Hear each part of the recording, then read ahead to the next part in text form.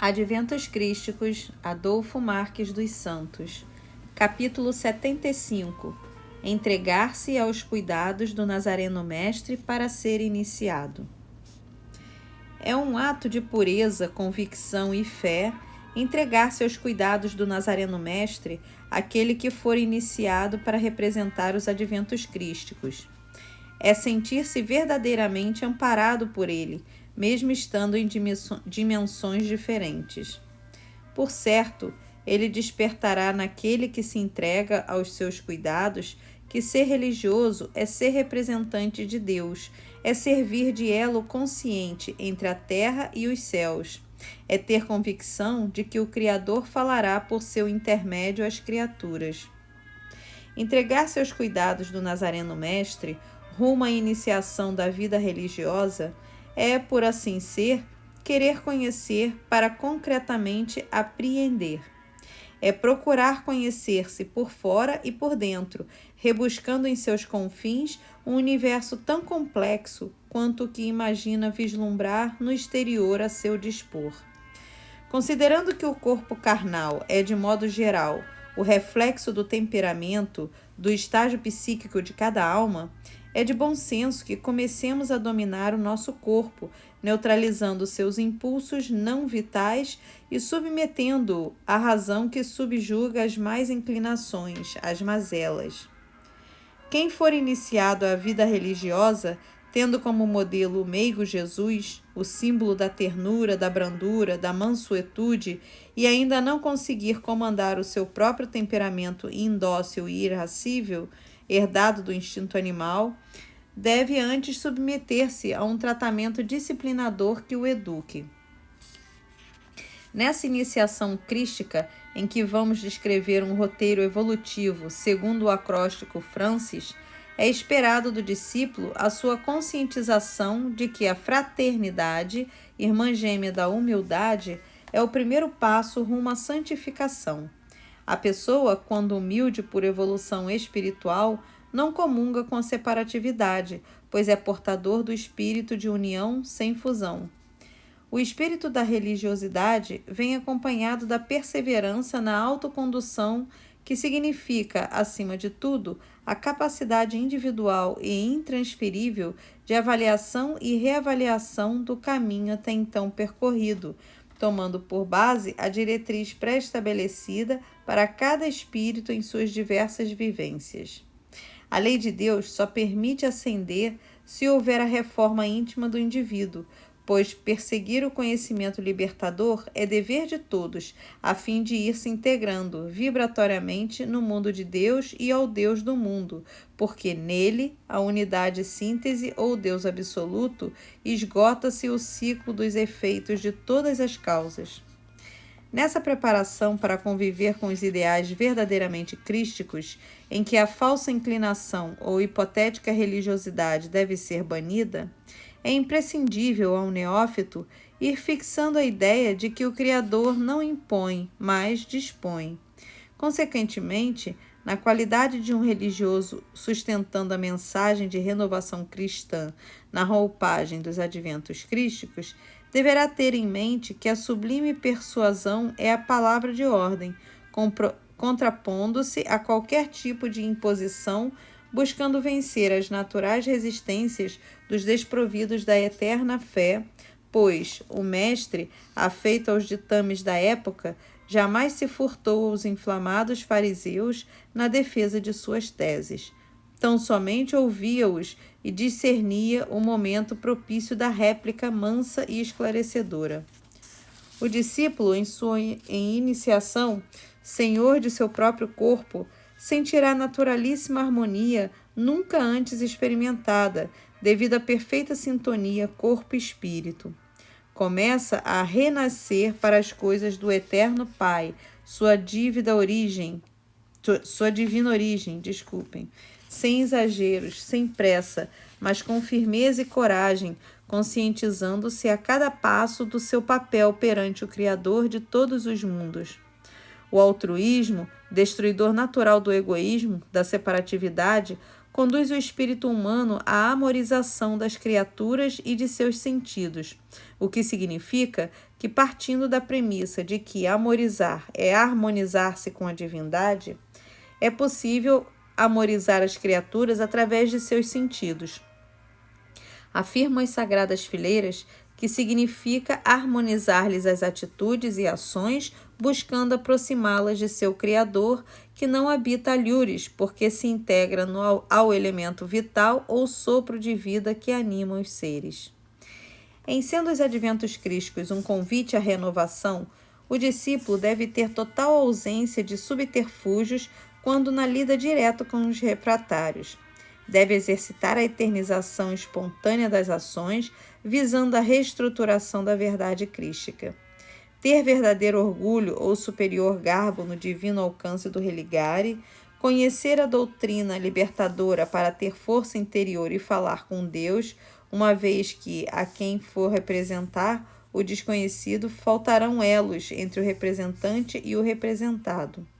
Assim, para o discípulo entregar-se aos cuidados do Nazareno Mestre para ser iniciado à vida religiosa, é necessário desarmar-se, diluindo os preconceitos, a fim de senti-lo como fonte indelével de amor, considerando que somente quem tem experimentado determinadas sensações e emoções transcendentes possui a palavra suficientemente vibrante para exprimir o inefável. O discípulo, em sua interiorização, começa a perceber a onisciência e a onipresença de Deus. A sua consciência desperta a sua visão em profundidade e vislumbra a luz do Criador em todas as partículas da criação. Sente a natureza ofertar-lhe com júbilo, em razão do ensinamento, seus rios e mares, suas montanhas e lagos, suas florestas e relvas, sua fauna e sua flora, dispostos a serviço e a gosto do homem-espécie, nem sempre conservador. Uma vez mais, os sentidos já amorizados do discípulo propiciam-lhe ouvir o som mavioso das altas esferas no belo canto ofertado a Deus. Reformar sempre foi a tônica de todas as religiões e filosofias, mas é preciso atentar que antes da reforma exterior é preciso que haja reforma íntima. Não haverá reforma social enquanto não houver a reforma individual. Assim, o discípulo em iniciação deve transformar a boa vontade em ação consciente, sem desvincular-se de que entregar-se à vida religiosa tem de ser por inteiro, sustentado por indefinível força de coesão. Assim, imperiosas se tornam a compreensão e a detenção de ensinamentos libertadores, para que a boa vontade se instale em sua alma de maneira plena, definindo boa vontade como sendo imperioso impulso renovador e instrumento único e individual atrelado a todas as formas ou facetas da reforma. Nessa concepção, diremos que imperioso impulso se define por incontida força, recôndita e indestrutível, posto que, direcionada ou enraizada no âmago da divindade, fazendo repercutir no universo harmônico a força de ligação criatura-criador. Em se tratando de um momento seletivo no nosso planeta, onde o lobo e o cordeiro comem na mesma tigela, deve o discípulo adquirir, pela reflexão, o discernimento para, se necessário, aplicar concreta admoestação quando da percepção tempestiva da interação negativa por parte do lobo travestido em cordeiro, no que tange à doutrina do Cristo Pai. O discípulo deve sempre aguardar o momento mais adequado para se colocar, para dar o seu parecer, pois não adianta tirar pérolas aos porcos. Diante de uma acusação de qualquer natureza, recorra ao Evangelho. Relembre-se do comportamento do divino Nazareno em cada situação, pois se reconhece o lobo ou o cordeiro por sua maneira de agir. Mas não nos esqueçamos de que o segredo da sabedoria está no saber reagir, segundo Pietro Baldi. Sentindo-se parte do Cristo Amor, conscientizem-se, consequentemente, de que, embora balouçem bilhões e bilhões de corpos celestes no universo de Deus, O planeta Terra deve ser amado por você de maneira incondicional, pois está servindo de escola para a sua escalada evolutiva ascensional. Sinta a necessidade de fazer periódicas retrospectivas, acompanhando a evolução do pensamento humano, a cultura dos povos, suas línguas estranhas e sua evolução, sem se descuidar, entretanto, da presença do Deus único, imaterial e incorruptível que sobre o mundo paira e nele é. Do discípulo consciente, espera-se que eu consiga sobrepor-se ao convencionalismo social e, embora no mesmo planeta, no mesmo ambiente, obedecendo às mesmas leis, seja capaz de entender que tudo nos é lícito, mas nem tudo nos convém, conforme o ensinamento de Paulo de Tarso. É de bom alvitre que o neófito já esteja naturalmente pleno para o uso disciplinado e por si só convincente das 3 perdizes do consentimento divino, quando o mister se fizer o aquecimento espiritual de um enregelado flutuante, principalmente os almados. Com parcimônia, encontre saída inteligente e crística dos emaranhados humanos sem alarido, pois o silêncio é a energia-força dos evoluídos. Em sendo religioso um representante de Deus, só deverá usar as armas do amor e da inteligência, próprias dos planos e dos espíritos superiores, tendo em vista que contra os transgressores da lei de Deus há o imponderável, armado com reações de acordo com as ações, das quais não se escapa. Cabe ao orientador espiritual, consciente das leis da vida, deter-se sempre na natureza crística dos seres e nunca em suas inferioridades. Idealize mentalmente a condição rudimentar, esboçando os feitos humanos desde remotas eras, quando o despertar da consciência encarnada nada mais era que um esboço evolutivo. Não faltaram os exemplos de coragem, sensibilidade, perseverança e tirocínio nas odisseias focalizadas. Permita-se trazer à tona todas as mazelas da carne, ressaltando entre elas a cobiça da desenfreada, a perfídia corrosiva, a ambição sem limites, a vaidade castradora dos bons propósitos e sua irmã gêmea, a soberba. A tônica é disciplinar e não reprimir as manifestações inferiores. Observe também a trajetória dos missionários e seus inexoráveis tratados de fé, os feitos épicos dos nem sempre corajosos, o desejo inferior de domínio do homem pelo homem, dando origem ao seu escravagismo, de suas mentes apequenadas ou bloqueadas pelo desmedido anseio de poder. Também observe a grandeza do homem comum, do homem de ciência, o homem de fé e o do predestinado em razão do Pai. Os espíritos, enquanto incipientes para com o eterno, negligenciam as oportunidades concedidas pelos senhores do karma e em cada encarne, em vez de investirem corajosamente na verticalidade por terem consciência de que são eternos, preferem dedicar-se à horizontalidade, investindo no ter e abdicando do ser. Falta-lhes disciplina para aproveitar da melhor maneira possível a encarnação.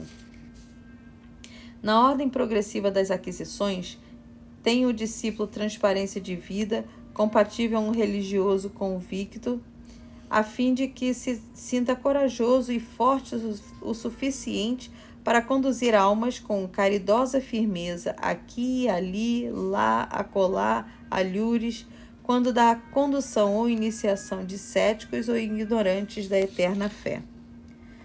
O orientador de almas ao reino dos céus, por comungar com o Eterno e aspirar a ser um representante fiel do Eterno Pai, deve servir de elo divino para interceder por aqueles que têm menor patrimônio dessa consciência. Portanto, deve ter a compreensão para com as fraquezas da humanidade, nobreza no ato do perdão, amor como fim e meio, como causa e efeito, como fato e circunstância. Você sabe, caríssimo, que competirá ao Pai iluminar o espírito de todos que a você recorrerem em busca de conhecimento. Todavia, somente ao amado será cabível expandir ou não essa mesma inesgotável luz. A trilha autodirecional de um predestinado é, por certo, observada com muito mais rigor, quiçá cuidado, que a mesma rotina ou carga autocondutiva incluída na vivência de seu norteado, seguidor ou comandado. Isso se explica pelo fato de ser o comandado um aprendiz especialmente enviado ao condutor e, por assim ser, confiado ao seu tirocínio, ética norteadora e amorável anseio de transmitir, sem imposição, mas com firmeza disciplinadora, a leveza de ter e reconhecer Deus em si mesmo, em tudo e em todos, naturalmente. Em assim sendo, caro discípulo, pelo simples conhecer ao nível do entendimento, sem experienciar, não permita que a soberba aflore de seu âmago, pois, se o conhecer é necessário, o saber, em seu mais profundo significado, é condição vital e ascensão. Na qualidade de religioso, deve o discípulo ter em mente a necessidade de exercitar a irmanação. Para tal, é crístico despertar o divino que nele existe em latência, pois quando o divino individual se identifica com o divino universal, há a unificação de sentidos e almas. Nesse estágio, perde o sentido e a separatividade de qualquer natureza, pois despertou a solidariedade, a fraternidade, a união, o altruísmo, etc. Conclua você mesmo que não se torna um homem forte que não reconhecer suas próprias fraquezas. Não se chega à paz se não se vencer todas as guerras pessoais, quiçá duais. A postura dos fortes e capazes deve ser invocar a força superior já contemplada, reconhecida e atuante para que, à luz do divino brado, possa ela, a força, desprender-se qual eterna e fulgurante espiral, refazendo alianças, desmontando armadilhas, recrudescendo elos, arrefecendo enganadores alvos, rompendo nefastos tratados, alicerçando saudáveis conceitos e amparando os fracos, órfãos da fé. Observemos que na ordem crescente, seguindo o roteiro do acróstico Francis, descrevemos nesse capítulo os 6 degraus evolutivos que devem ser percorridos por todos os espíritos do universo que pretenderem galgar, através dos sucessivos reencarnes, o 7º, o da santificação na carne. O excelso Rufinus, ou São Rufino, referindo-se a Francisco de Assis, o radioso Francis, em nome das Sagradas Fileiras, escreveu: No reino dos céus estais, ó Mestre, da fraternidade e altruísmo, do renascimento pela redenção, do amor, amorização das criaturas, da natureza crística dos seres, da compreensão com as fraquezas da humanidade, da irmanação, unificação de sentidos e almas, e da santificação, beatude na carne. Fim do capítulo 75.